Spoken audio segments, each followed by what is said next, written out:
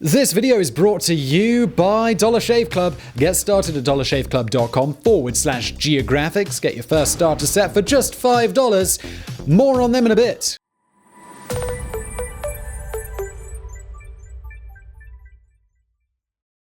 On the remotest reaches of the Kazakh Steppes, it's one of the few true Soviet success stories. Covering over 5,000 square kilometers, it exists as a slice of Russia within modern Kazakhstan, a place that's frozen in winter and suffocated by heat in the summertime. Yet this unprepossessing place has a significance that dwarfs almost anywhere else in the former Soviet Union. That's because this place is Baikonur Cosmodrome, the Soviet gateway to the stars. One of the world's most iconic spaceports, Baikonur first arose in the chilly depths of the Cold War as a place to test secret long-range missiles. Under the watchful eye of its chief scientist, Sergei Korolev, it blossomed into something more.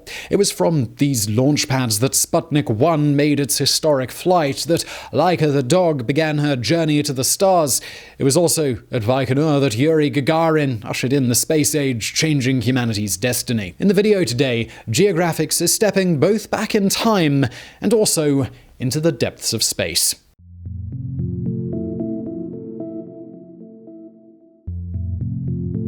In the middle of the 1950s, the USSR found itself with something of a problem. This wasn't one of those bad problems, like having only one sock to wear. This was a good problem. A very good problem, at least from a geopolitical view. The Soviet Union, you see, it was just getting too damn good at designing missiles. In the wake of World War II, the victorious powers had all scrambled to get a hold of Nazi V2 rocket technology, recognizing this weapon could change the world. From 1946, the USSR had been testing missiles from Kapustin Yar near what is today Volgograd. But by 1954, that nearness had become a huge liability. Famed Soviet rocket scientist Sergei Pavlovich Korolev was close to perfecting a long-range missile, the first intercontinental ballistic missile, or ICBM, in world history. But testing such a weapon from Kapustin Yar would likely result in both missile parts falling on populated areas and the radio operators on the grounds losing contact with the rocket mid-flight. So Moscow decided that Korolev needed a new site, a new place where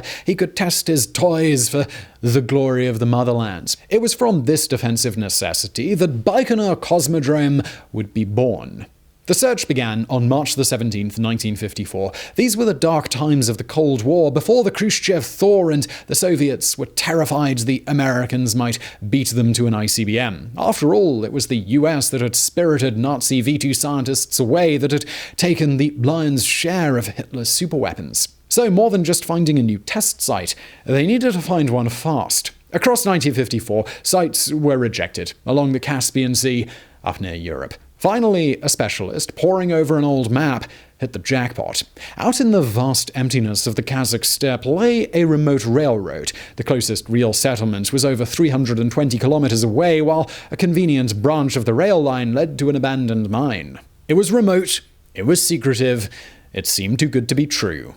And of course, it was. The area of the steppe this anonymous official had selected was as inhospitable as Mars. In winter, temperatures plunged to minus 40 degrees Celsius. In summer, they hit positive 45 Celsius. There were dust storms, there were blizzards, there were plagues of rats that carried the actual plague. But it was also the only place that could be ready in a tight time frame. In short, this was a case of, in Soviet Russia, missile test choose you. In January 1955, the first survey team arrived. Legend has it, one of them hammered an upturned piece of railroad into the ground, its tip pointing to the stars. It was at this spot that Baikonur's first launch pad would be built. Finally, on June 2nd, 1955, it came. The orders were given to start building. And so it was that on that very day, anonymous builders toiling in the baking heat of the Kazakh summer first broke ground on what would become humanity's gateway to the universe.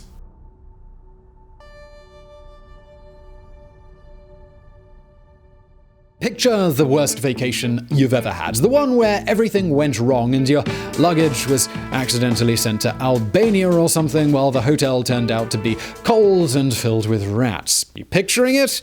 Well, Good, because that awful vacation of yours was a non-stop, all-expenses-paid party at the Ritz compared to what Baikonur's builders had to suffer. Given the nature of the project, the authorities decided early on that experts were needed. This meant bringing the 217th Detached Engineering Battalion over from the Semipalatinsk nuclear test site. Also located on the Kazakh Steppe, Semipalatinsk was a health and safety nightmare, a place awash in radiation where overhead nuclear tests were conducted without warning. Yet even those who worked in Semipalatinsk found Baikonur hard to bear. When the 217th Battalion arrived in August 1955, there was no infrastructure. Although 3,000 workers were already in Baikonur, they were busy on the non-sensitive stuff. The 217th Battalion's whole raison d'etre was to build the sensitive parts, so they were driven 2 hours into the wilderness, dumped on the plane, and told to get to work. The trucks that accompanied them then just drove away, having only given each man enough rations and water for 1 day.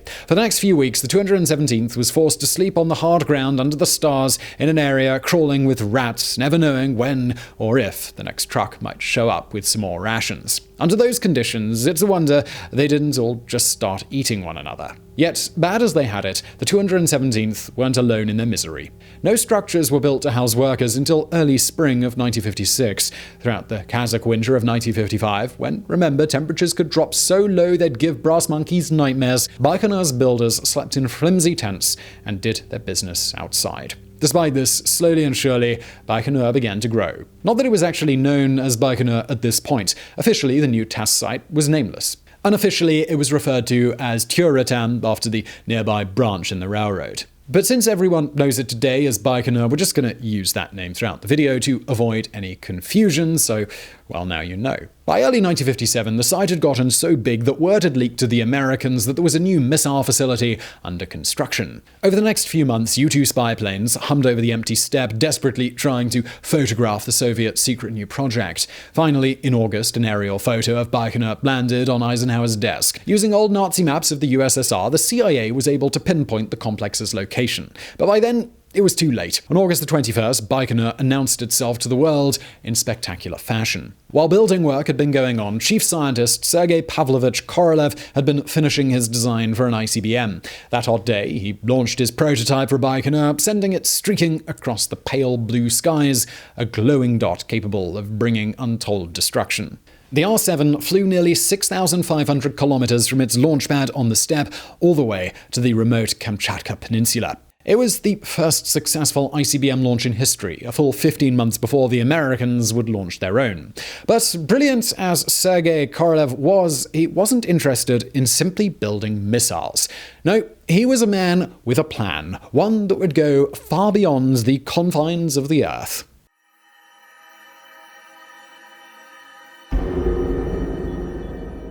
Okay, so we're gonna step back in time, away from Baikonur's missile tests, away from Kazakhstan, all the way back to 1907, to a small city to the west of Kiev in Ukraine. It was here, one freezing January night, that Sergei Korolev was born. Since the early story of Baikonur is as much the story of Korolev's genius as it is of the Cosmodrome, it's worth us getting to know him a bit, to understand just how truly unconventional his life was. As a teenager, Korolev was obsessed with aeronautics. As his country fell to civil war in the 1920s, he designed aircraft. When the dust settled on the Civil War, he took that passion all the way to university in Moscow. Like many in those early days, Korolev was a true believer in the Soviet system. He held on to that belief even as Stalin rose to power, even as brutality became commonplace. At first, this belief rewarded Korolev well. He graduated and became a Soviet rocket designer. But not even loyalty was enough to save him. On June the 27th, 1938, at the height of the Great Purge, 4 men broke into Korolev's apartment.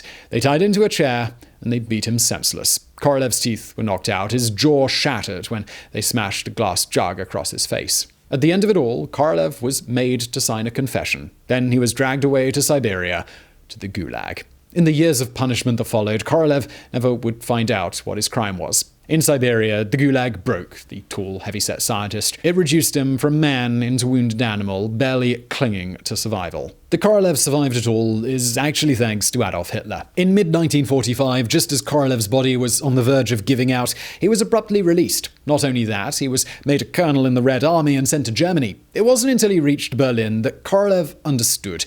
At a secret site, he was given access to V-2 parts the Soviets had captured. Faced with such sophisticated tech falling into American hands, Moscow had decided it needed its best rocket scientists back at work. Luckily for Moscow, no rocket scientist was better than Sergei Korolev. From 1945 to 1957, Korolev toiled away, unlocking the secrets of the V-2, building on it, and expanding its reach. Finally, on August 21st, 1957, his R-7 ICBM was sent up from Baikonur, proving Soviet supremacy. By now, Korolev had developed bigger plans, though. Still intensely loyal to the Soviet system despite his years in the Gulag, Korolev followed up his R-7 launch by immediately getting to work on a different type of payload.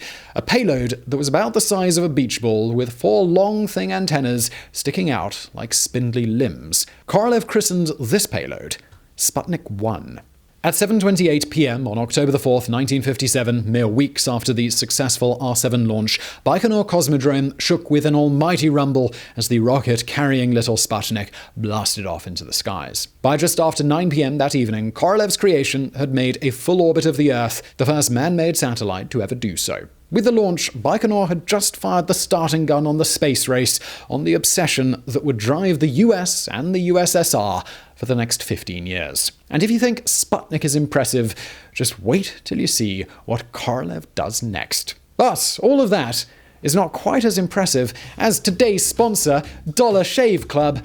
Okay, so maybe that's a little overblown, but Dollar Shave Club, still pretty awesome. If you're looking for a great way to support this show and get something at an incredible price in return, Dollar Shave Club is the way to do that because you can get started for just $5. Look, now obviously, I don't shave my face, but I do shave my head, which I would say is an even greater challenge. If you've ever tried doing that and shaving your face, you would understand. But Dollar Shave Club, they make it easy. Dollar Shave Club sent me their Ultimate Shave Starter Set, razors and blades, of course, the 6-blade executive version. Then there is the Prep Scrub for before, the Shave Butter for during, the post-shave dew for afterwards. It all makes for a much better experience. I can get a little dry on my head after I've shaved, so I find that this post-shave dew just helps me stay hydrated up there. So visit dollarshaveclub.com/geographics and you'll get the Ultimate Shave Starter Set for only $5, and you can also round out your grooming routine by adding any of their other high-quality products. After that, the Restock box ships full-size products at the regular price.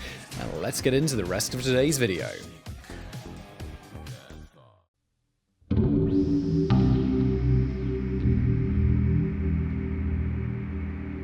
The early days of Baikonur under Korolev often sound like a collection of firsts. First number 1. November 3rd, 1957, a stray dog named Laika becomes the first animal to orbit the Earth. First number 2. September 14th, 1959, the probe Luna 2 becomes the first man-made object on the moon after it crashes into the Sea of Serenity. First number 3. August 19th, 1960, 2 dogs, Belka and Strauka, become the first animals to orbit the Earth and, unlike poor Laika, return alive. Not that everything went swimmingly. It was under Korolev in 1960 that the Nadalin catastrophe also took place when an ICBM exploded on the launch pad, killing up to 150 of Baikonur's staff. Yet such setbacks didn't stop Korolev from soon hitting the greatest first in scientific history. In October 1959, teams seconded to Baikonur fanned out across the USSR, visiting air bases, subjecting pilots to a series of tests. These tests were so rigorous, so damn difficult, that only 20 pilots passed them.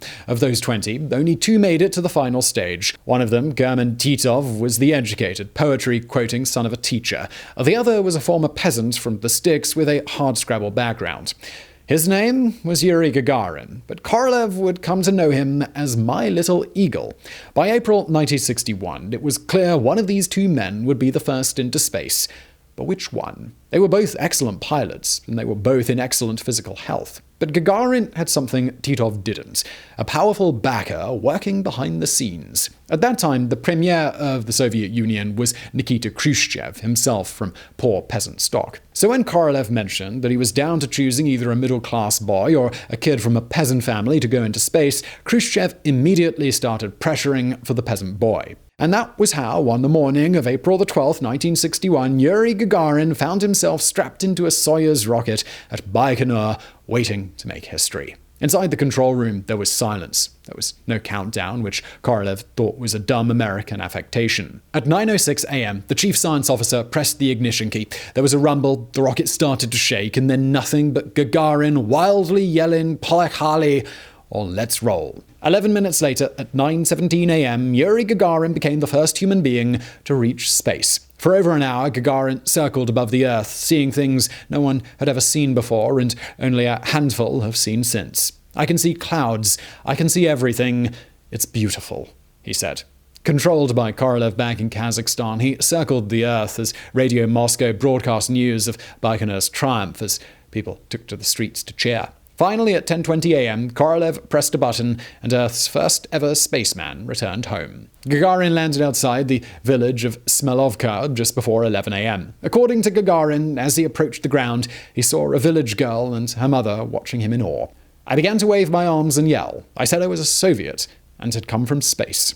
The woman and the girl weren't the only ones awestruck that day. Across Europe, across the Americas, as news broke of Gagarin's flight, people looked to the skies and felt the faintest tingle of awe. Newspapers from across the world contacted Moscow, desperate to know where Gagarin had flown from. To cover up the Cosmodrome's true location, some anonymous official instead supplied them with the name of a town over 320 kilometers away: Baikonur. Barely a month later, JFK pledged to put a man on the moon. But the initiative seemed to be with the Soviets. It seemed to be with communism.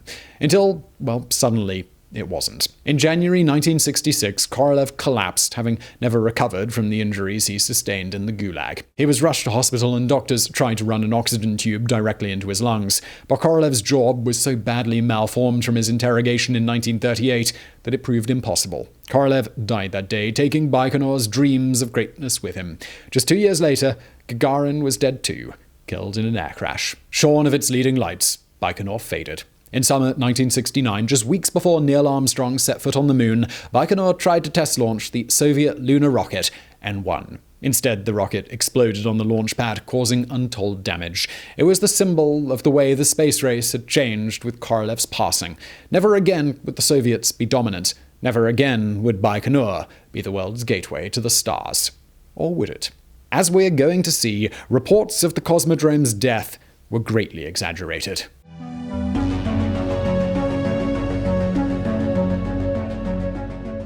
After Korolev died, Baikonur didn't exactly fall into disuse. It continued to send cosmonauts into space, including hitting a small number of firsts, from the first woman in space to the first spacewalk to the first rover on another celestial body. In 1978, the Soviets even signed an agreement with a dozen other countries to send astronauts from all over the world into orbit. Over the hundreds of missions that followed, a strange belief system began to grow up around the launches, a set of rituals hovering somewhere between tradition and religion. So let's take a little look at them, shall we? The first thing you need to know about flights from Baikonur over the last few decades is that they've all run like clockwork. At precisely 7 a.m., the Soyuz rocket is always drawn out of its hangar.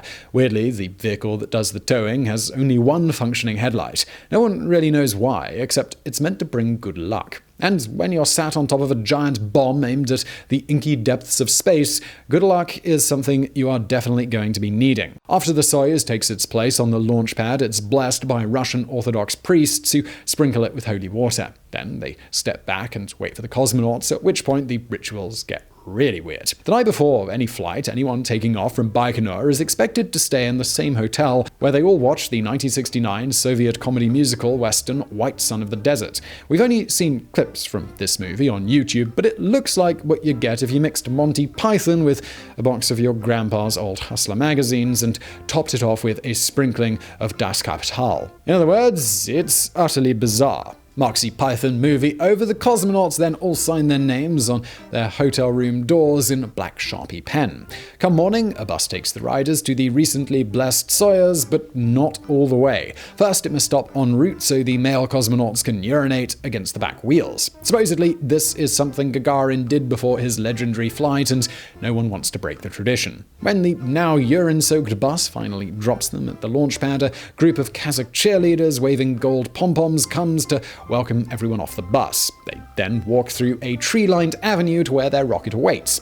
Incidentally, this avenue is another ritual. Every cosmonaut who flies from Baikonur is asked to plant a tree before they go. Finally, as the crew sits in their capsule ready for liftoff, ground control plays them a mixtape of 4 songs. Traditionally, these were Russian love songs, although things like Elton John's Rocket Man have been known to sneak in. This done, the rituals are finally complete. Assured they will return safely, the cosmonauts then lift off for the stars. The thing is, the rituals kinda work. In all its history, Baikonur has only suffered a handful of cosmonaut fatalities, if you exclude the Nedyelin catastrophe, which was a faulty missile. Its safety record on the launch pad is one of the best in the world. If that requires urinating on a bus and planting a tree to maintain, then so be it. But don't go thinking that this is just something the crazy Soviets did. Everyone, from Russians to Japanese to Americans, are expected to partake in these rituals when they fly out of Baikonur. So, how did Americans come to be flying out of a Soviet cosmodrome, we hear you cry? Well, we're glad you asked.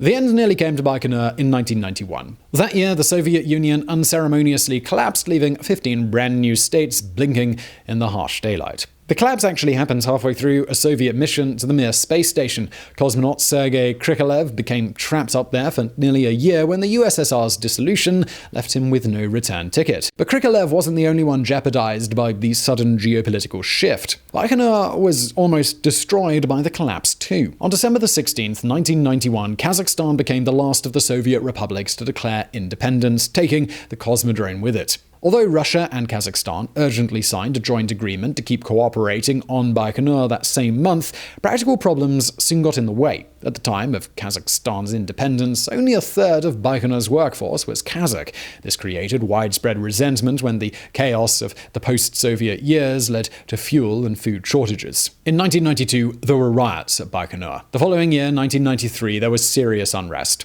At the same time, a lack of resources meant parts of the ailing cosmodrome were lost to anything from wear and tear to fires that may have been started deliberately. For a short time, it looked like Baikonur might become yet another post-communist tragedy, something else swallowed in the flames of the economic shock therapy applied in the region. Luckily, help came just in time. In 1994, NASA began diverting money to Baikonur to help with upkeep. The worst problems dealt with, Moscow and Almaty came to an agreement on the cosmodrome's future that very same year. For a cost of $115 million annually, Russia would rent Baikonur until 2050. Until that time, both would work to maintain it. And they would invite the entire world to fly from there. The first American to take off from Baikonur was Norman Thagard in 1995. Although he was the first, likely intended as a goodwill gesture from Washington towards future scientific cooperation, he was not the last. Over the next few years, several Americans flew out of Baikonur, their numbers increasing as the International Space Station took shape. It briefly looked like Baikonur might have found its groove at last as a second-tier spaceport behind those operated by NASA. But then events conspired to take it right back to the very top. In 2011, NASA retired the shuttle service, stating that the agency would transition to using commercial services. With the shuttle gone, Baikonur and its Soyuz rockets were suddenly the only major gateway that humanity had left to get to the stars. Since then, Baikonur has remained just that, our best portal to space, the place all cosmonauts and astronauts have to go if they want to get serious about leaving the Earth. But it's not the only one. China's manned space program has been growing, and Beijing operates its own launch sites. But for most potential spacemen, Baikonur is the place to go, at least for now. At the time of this video's writing, space travel appears to be on the cusp of change. In the US, SpaceX could be launching manned missions from American soil within months, ending Washington's reliance on Baikonur. In Russia, construction of a new cosmodrome near the Chinese border is underway, one which will take most Russian traffic from the early 2020s. When both those things come to pass, Baikonur may suddenly find itself no longer so important. But all of that is still to come. For now, this monument of Soviet engineering in the bleak grasslands of Kazakhstan's steppe remains the best there is, an icon from the past that's still leading us into the future. Baikonur may have begun life as a weapons testing range, a place where machines were designed that could end human lives. But thanks to the genius of one man, it became something so much more. It became the place from where we humans took our first baby steps out into the cosmos. All that exploration that lies in our future, the first human on Mars, the first robot probe on the surface of Jupiter's moons, all of it began here, with one man's extraordinary vision. Its usefulness may be coming to an end, but Baikonur's influence will be felt for centuries to come. So I really hope you found that video interesting. If you did, please do hit that thumbs up button below. Also support this channel by supporting our fantastic sponsor, Dollar Shave Club. There is a link to them below. And thank you for watching.